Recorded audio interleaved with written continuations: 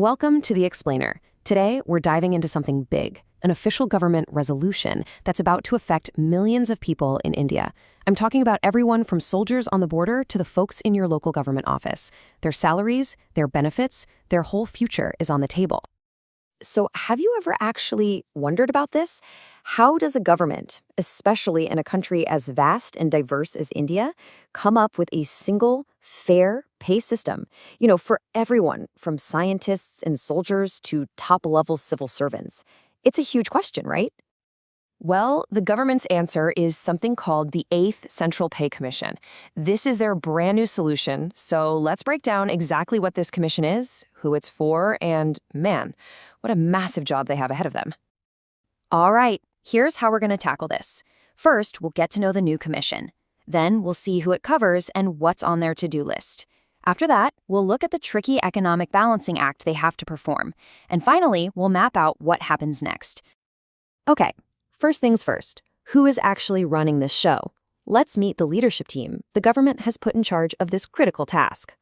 So this all became official on November 3rd, 2025. The resolution names the key players. Leading the charge is the chairperson, Justice Ranjana Prakash Desai. She's supported by Professor Pulak Ghosh, who's a part-time member, and Shri Pankaj Jain, the member secretary. This is the core team, the ones tasked with steering this giant ship. Next up, who are we actually talking about here? Who is covered by this commission? This is where you really start to get a sense of just how massive this whole undertaking really is. Yeah, this is no minor review. The scope is just huge. We're talking about pretty much the entire public service spectrum. Central government employees, the All India Services, the Defense Forces, staff in the Union Territories, the Audit Department, heck, even officers and employees of the Supreme Court. It's a really, really wide net. But, and this is important, there's a crucial exception written right into the document. The commission has to follow a Supreme Court ruling from all the way back in 1993, and that ruling guarantees judicial independence. Basically, it means the service conditions for judges have to be kept totally separate from the administrative folks to respect the unique needs of the judiciary. So, what are they actually supposed to do? You might think it's just about recommending a simple pay raise, but nope, it's way, way more than that. Their mandate is incredibly comprehensive.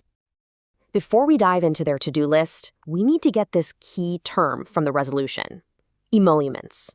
It sounds a bit formal, but it's simple. It doesn't just mean your salary. It means the entire package: your base pay, all the different allowances, and any other benefits, whether they're cash or something else. The commission is looking at the whole shebang. Okay, so here's their core mission. They're going to review the entire pay and benefits structure. They'll try to simplify the huge number of allowances that exist. They're also tasked with rethinking bonus schemes, to link them better to performance. And this is a big one, figuring out how to attract the best and brightest to public service. And finally, they'll update retirement benefits like pensions and gratuity. You see, it's not just about the money. The resolution says it loud and clear. The ultimate goal of all these changes is to build a work culture that's all about efficiency, accountability, and responsibility. It's really about modernizing the entire engine of government. Now, this all sounds great, but the commission can't just write a blank check. They have to operate within some very real economic constraints, and those are spelled out very clearly for them.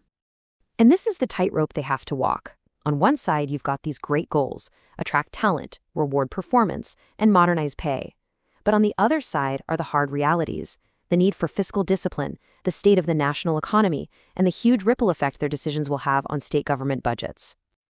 These are the specific financial guardrails mentioned in the document. The commission has to weigh the country's economic health, make sure there's enough money left for development, consider the heavy cost of pensions, think about the state's budgets, and even look at what people are earning in the private sector. It's a truly complex economic puzzle. So, with this incredibly complex job and these tight constraints, let's look at the road ahead for the commission. What happens now? The government has given them a lot of autonomy. They'll be based in Delhi, and they have the power to set their own rules, hire any consultants they need, call for information from ministries, and listen to evidence from employee associations and other groups. They're really empowered to do a thorough job. But they are on the clock. The resolution gives them a pretty tight deadline, exactly 18 months from when they started, to deliver their final recommendations. So, since they were formed in November 2025, That means their final report is due right around May of 2027. So for the next year and a half, you can bet this commission will be deep in consultations, data analysis, and some very serious deliberations. So, what's the big takeaway from all of this? This is so much more than just another administrative exercise. The findings of the 8th Central Pay Commission are going to create a blueprint that will shape the government workforce, its performance, and its ability to serve the nation for years to come. And that leaves us with the big question, doesn't it? How will this delicate balance between rewarding public servants and managing the nation's finances actually play out? How will these recommendations shape not just India's workforce, but its entire economy for the next decade? That is the monumental question at the very heart of the 8th Pay Commission's task.